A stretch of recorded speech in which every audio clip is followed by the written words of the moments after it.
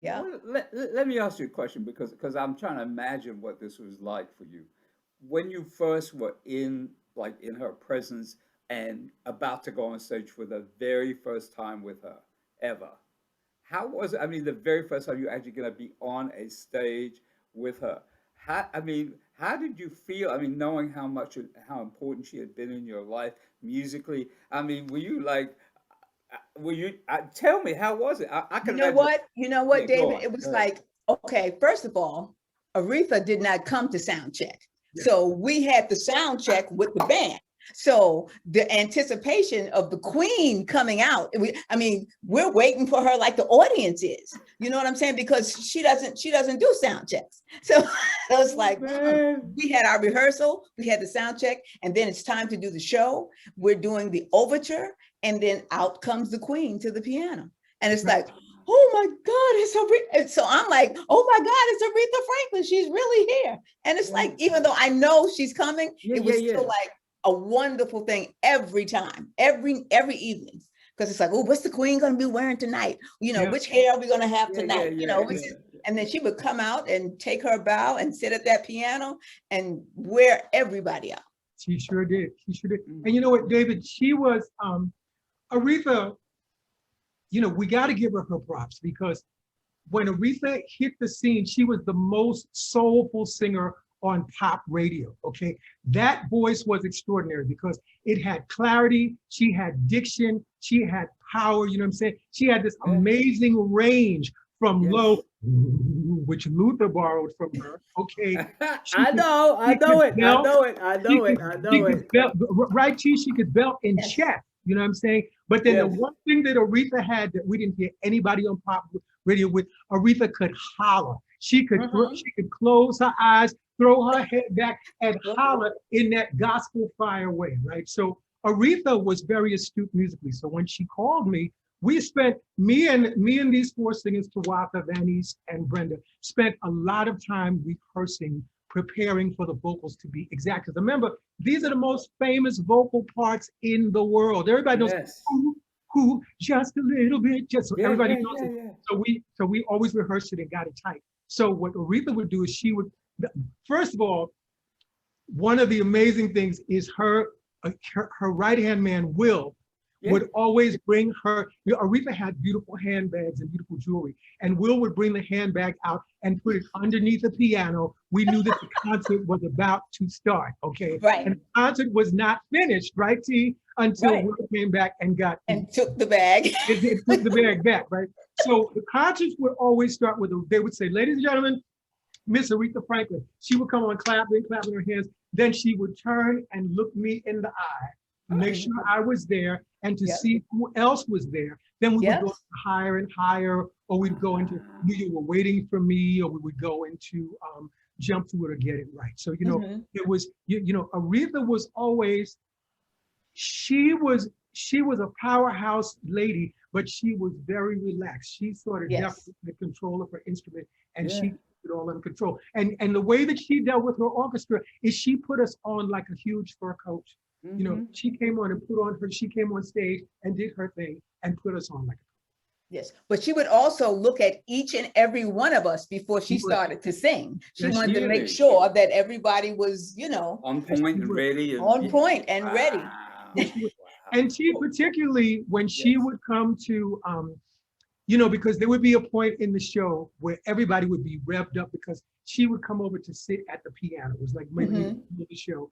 And what she would always do is she would look each of us up and down to see what we were wearing. She would wink at everybody. She would signal. It'd be the first time that she would signal that we were in the same room together. Yeah. And what she would do is she would count off 1, 2, 3. Da, da, da, da, da, da, da. Don't trouble. Yeah. And, and the thing is, so it would either be, that's right, sing to Arthur, go ahead, girl. And she Having a would, flashback. I'm having a flashback. and she would Yes, look for good, that good, signature good. sound that we just heard from Tawatha. She'd be listening for that signature sound Wow. because Wow. Tawatha and Sissy and Brenda Corbett were in the same club. They were in the soprano club that and so she was Yes. looking for that sound. So Yes. we were blessed. We were truly blessed Absolutely. to be up there doing this work with the woman who was one of my childhood idols. Yes. Absolutely. Yes. Well, From doing those shows until doing the last show Yes. that she did for oh my God, Elton John. Elton John, Yeah. you know, his AIDS benefit. And That's you know, we hadn't seen her in a while. That's right. But she still sang. That's right. She did not lose her voice, you That's know, right. and it was like, That's right. oh, this was amazing. It was amazing. That's It was right. amazing. That's right. Yeah. That's right. Well, One you of the know, things one thing you both mentioned, and I think it's one of the things that's been really important to me in, you know, chronicling her work, and like this 4 CD box set called Aretha, which we put together about 2 years ago, was I wanted to draw people's attention to her artistry and her musicianship. So a lot of the tracks on that 4 CD box set are a demo of where she was working something out. It wasn't the finished recording, and you hear her playing the piano and working out how she's going to do the song. And I think for a lot of people, they kind of, not so much that they're not aware of, they're not necessarily conscious of the degree to which she was really driving that music back in the six. You know, she was an amazing musician and an amazing pianist. As a musician, Yes. and playing the piano. I mean, when I listen to some of those pieces she did, like there's a particular track somewhere when she did with Quincy Jones.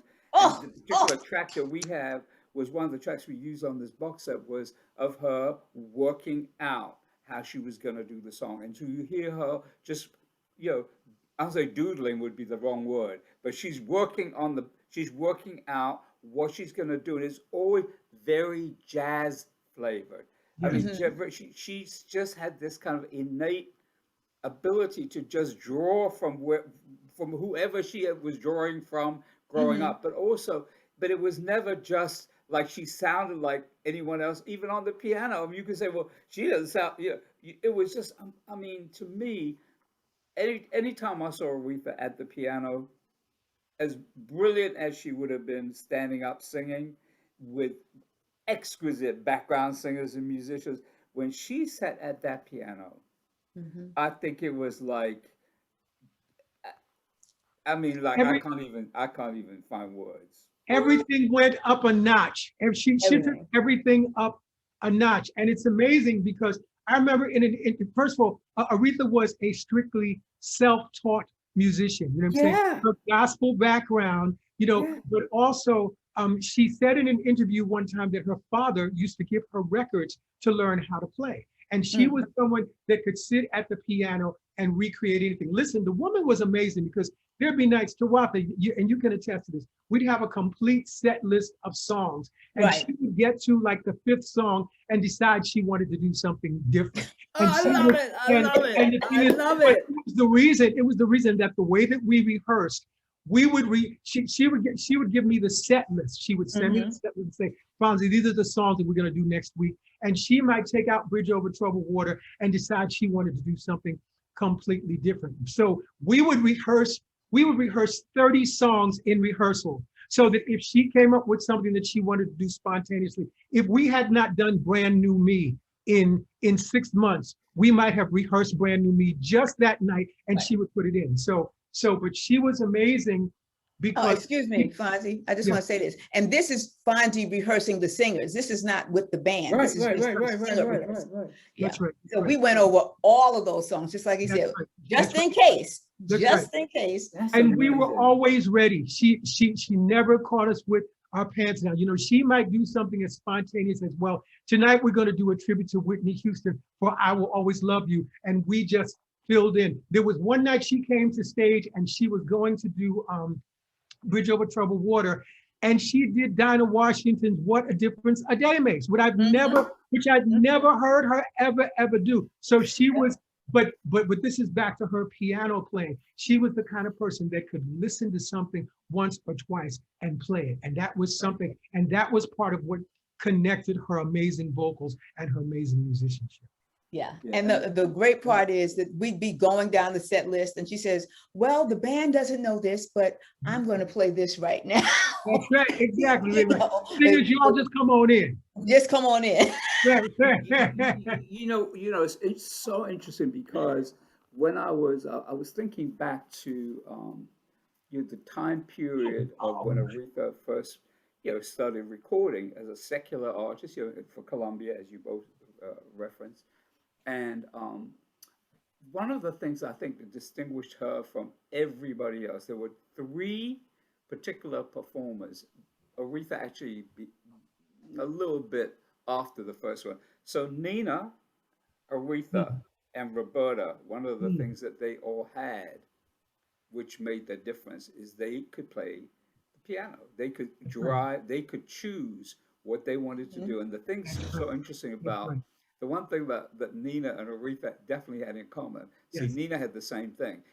When someone had to work with Nina Simone, they had to learn 200, about 100 songs before, because at any moment she would just change it up because she was at the piano. But the thing is great about that, it speaks to, in both cases, in all those cases, the ability to respond to the audience, the energy of the evening, the energy of the performance, and not have it always be, well, we're going to do this, we're going to do. Because I used to say to myself, there's a lot of people I go see, and I could just stay home because really they're just giving me the records, But with Aretha, you didn't know what she could change. But here's the thing I want to say to both of you: the ability for you all to be able to respond like that is these days is almost unheard of. Oh yeah, it's unheard of that the two of you and other singers that were there on the stage with you could respond just in the moment when she would just say, okay, well, we're going to do this now. And that is, to me, that is really what a true performer and artist is about, is responding in the moment to the energy, to the room, to how she was feeling. And to me, it's so authentic. It's not like that to me is what real art is, when you can just do it on the spot in the moment. Right. And some of my, you have to be ready with the spontaneity. Yes. You have to be ready with the spontaneity, because sometimes people, it's just like, this is the song, this is the song, this is the song, and it's never going to change. It's like, which can be, that's different. But I like working with people who just like throw things at you, and you got to be ready, So that keeps you on your toes. That keeps you on your musical toes. That keeps your chops up, because you never know. Also what it does is, it means that even though you're on the stage with her, you are on the stage with her, the fact that you don't know what she's going to do also provides a certain kind of like excitement, because every time I ever saw Aretha do something that I could tell was like in the moment, it was always unlike anything she did the night before or even the show before. The ability to just riff and not even riff, it's just kind of like treat each performance differently. Like, it wasn't like, oh, I did that before just like this, but it was always like a kind of a way of approaching the music that was not a duplicate of what she had done on a previous night or a previous show. Well, David, you know what? Part of it too is that there were certain constants every night. First of all, the music that Aretha sang, which we all love, whether it's Call Me, whether it's whether it's Today I Sing the Blues, whether it's, listen, my favorite Aretha Franklin song on stage is Think, because when we get to the bottom of it, to the bone for deepness, to the bone for deepness, think about it. That's my favorite song. The fire and the gospel excitement that happens when we do Think is amazing. And I would say that the constant is the music and the songs and the vocal parts. The one thing that we are blessed with, Tawatha and Brenda and Vanis and I sang together so much as a unit that we know how each other sang. We know how to follow each other. I would be giving directions sometimes and they would follow me and nobody would even know that we were following. But we were so well rehearsed. We sang together through so many years with Luther, through so many years on David Letterman, whatever, that we knew how to sing together, and we knew what to expect from each other. And that's what Aretha wanted. She said, I want that New York thing that y'all do. It's that precision, it's that know-how, it's that familiarity with each other. And Tawatha, wouldn't you say, listen, I always sing the octave to Tawatha, so I know how she sings. She knows how I sing. Just like Sissy and Estelle sang the octave to each other. Danny sang second like Myrna, and Brenda sang the alto like Sylvia. So again, us knowing how to sing together, that was one of the constants every night that she depended on. And so we were blessed for that. We were just blessed. Absolutely. Well, there's Absolutely. one thing. I know we could talk for hours, which would be wonderful, but might turn this into a 5-hour special. So Okay. we're not going to do that. But I do want to ask you, because as we kind of wrap up here, firstly, I want to say you have shared so many like moments in this that I think for people who have been listening to Aretha for years, who are the real like that love Aretha Franklin and her music, you have really given us some insight, which I so appreciate. But I have to ask you, because that was the Aretha that you were on stage with, and that was the Aretha that you were in the studio with. So what can you tell us? Because I mean, I also got to know Aretha beyond your interview, and she was one of the funniest people Oh, I ever met. I mean, funny oh, as in humor, and yes. sometimes a little naughty with the humor. She told me some jokes that I could not ever repeat, Right. publicly, because they said Aretha. But what I'm trying to get at is how, when you did have the opportunity to interact with her off stage or just be in her presence wherever you were, what were your impressions of her as a human being, as a person? I mean, I know she was funny. I mean, Yeah. over years I got to find out that part of Aretha, and I'll just share one thing with you before you tell us how that was Mhm. for you. Never forget when I lived in LA. Sometimes I'd be at home and in my flat on Dunsmuir, and, and, and, and, and and the phone would ring. This is before mobiles, my phone would Mhm. ring, and just voice the other one said, "Hi, David," and I didn't have to ask who it was because I knew it was Aretha. So, hi, Aretha, how you doing? I'm good. What's the gossip? What gossip? What's the gossip? Yes. I said, oh, Yes. and then I was trying to be all like, I was like, well, I don't know any gossip, Aretha. I don't know, trying to act like I don't know what you're talking about. Right. She said, oh, Right. come on, I know you know gossip. I said, I don't. And then she would ask me about certain people, and I was saying to myself, oh Lord, but what was so precious for me was that we had developed that kind of a relationship, which started over all those years before with me as a fan and then as someone writing. I think I've written more about Aretha as a journalist and an author than anyone else other than her autobiographies and stuff like that. But I've done so many bios on her, liner notes. So to have developed that kind of a relationship with her, which I never would have imagined. Like you were both saying, you would never have imagined you were going to be on the stage with her or in the studio. And what I discovered was this really down to earth, funny, just really great human being. So I've said that. Now I want to hear what you have to say about your experiences of Aretha, offstage Aretha, as a human being, as a person that you interacted with. Well, sometimes we would go into her dressing room after the show, and then she'd be all relaxed. She'd have her things off and just be relaxed, and she was quite affable because you never know how the queen is going to be, because I'm still fanning out, even though I'm an employee. I'm still fanning out, so I'm like, I don't want to say anything untoward to the queen. So it's like I would just sit there and listen and just be enthralled by the fact that I was in the room with the queen.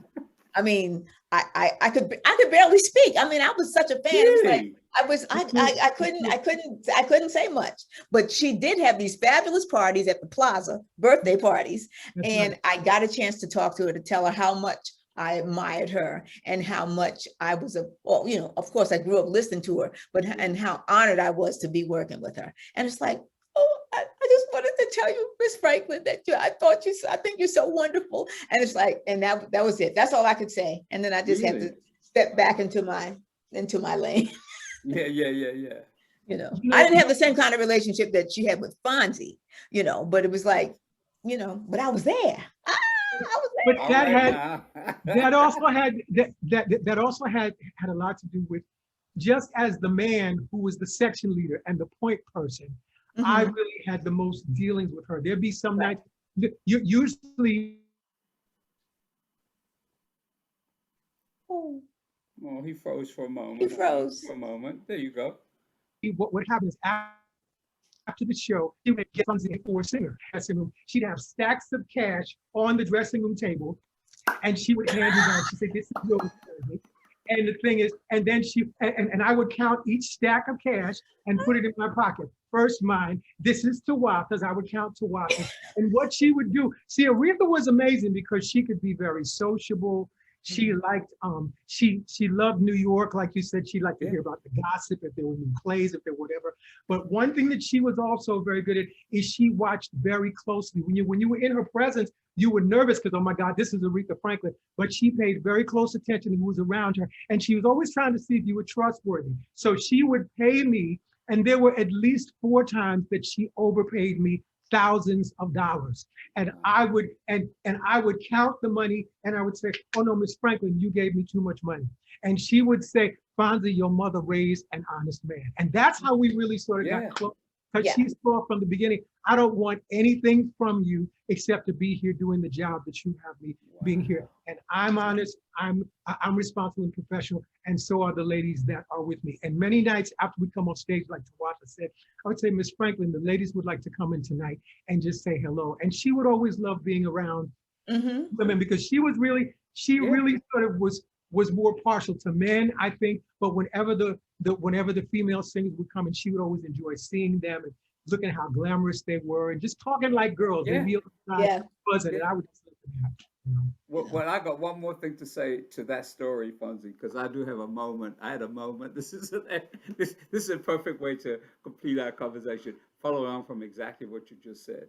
So the very first time, and I'm sure you were, I think you were both there. I don't know for sure you were, Fonzi, when she came out to LA for the first time in many years and got the Queen of Soul bus and came to LA and was doing the Greek theater for the first time in ages. It was a big, big deal.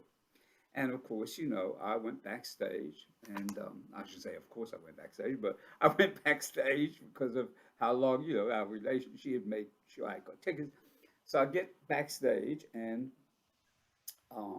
you know, they tell me that's Aretha's dressing room. You know, so just hold on for a moment, and I get to the door, and I knocked.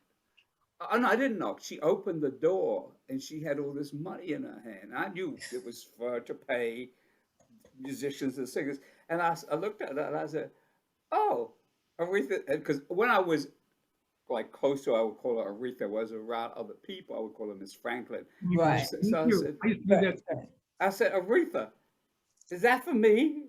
She said, no. She said, "Come back in a few minutes, David," because of the shoes.